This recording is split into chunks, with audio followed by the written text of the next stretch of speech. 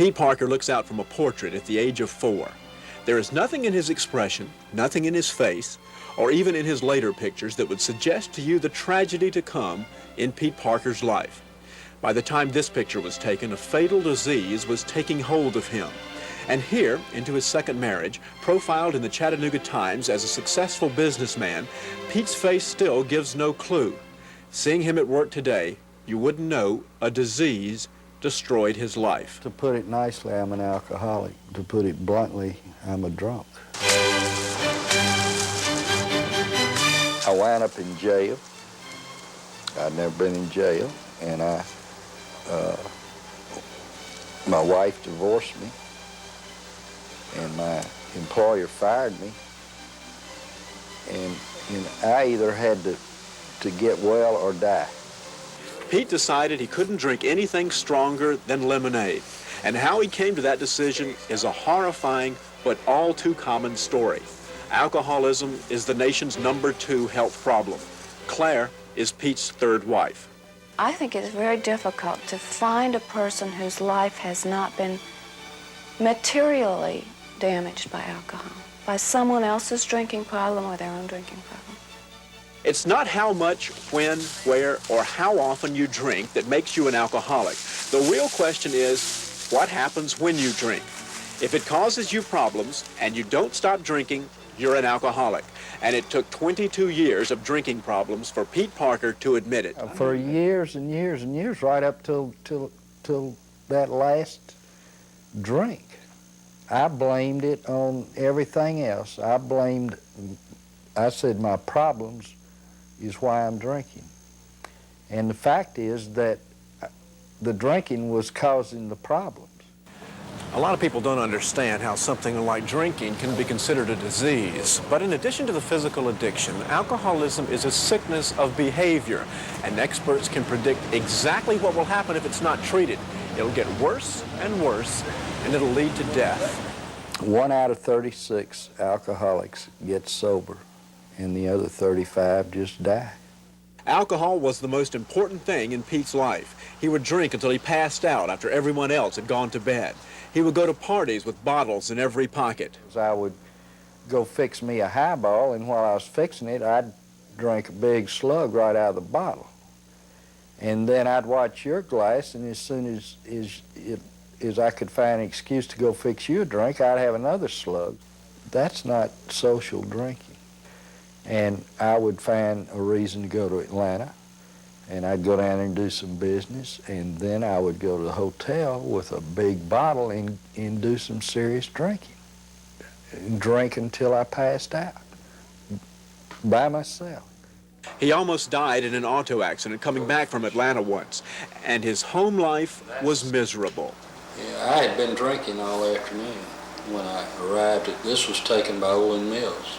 That's the story of alcoholism. There it is. There's a happy family, and everybody in the family is miserable. Pete finally lost that wife, along with his prominent job as an insurance executive. You know, Pete did not begin to get a handle on his problem until other people quit trying to take care of him. As long as somebody will take care of him, he'll let them. And then his drinking will be their responsibility and not his, and then he can't do anything about it. Eventually, on the night of his 45th birthday, Pete's life reached a low point on this corner downtown. He'd been drinking heavily, and he blacked out in his car. The last time I drank, I drove my car down here in a blackout, and I do not remember it, but I have been able to piece it together, and the police found me parked in my automobile right here, on this sidewalk right in front of this window. The police picked him up, and what happened next was to change his life. He woke up in a jail cell full of dangerous men who'd been arrested for a variety of serious crimes. A couple of them for armed robbery, one of them for murder, and one of them for sexual perversion, raping little boys, frankly. And they did not appreciate having a common drunk put in there with them. And these guys got together in a huddle trying to decide what they were going to do with me. And it was discussed whether they should kill me or just beat me up or maybe hold me for Willie, you know. And I was really, I guess, as scared as I've ever been in my life. Today, the house is closed down, but back in 1975, it was the place Pete came to after jail. In it were alcoholics trying hard to recover. Pete made up his mind not to drink again. What would have happened to you if you hadn't come here or hadn't been arrested?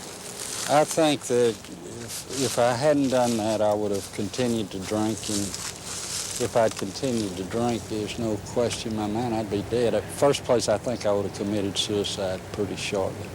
By admitting to himself that he couldn't ever have alcohol again, Pete hasn't had a drink since his 45th birthday.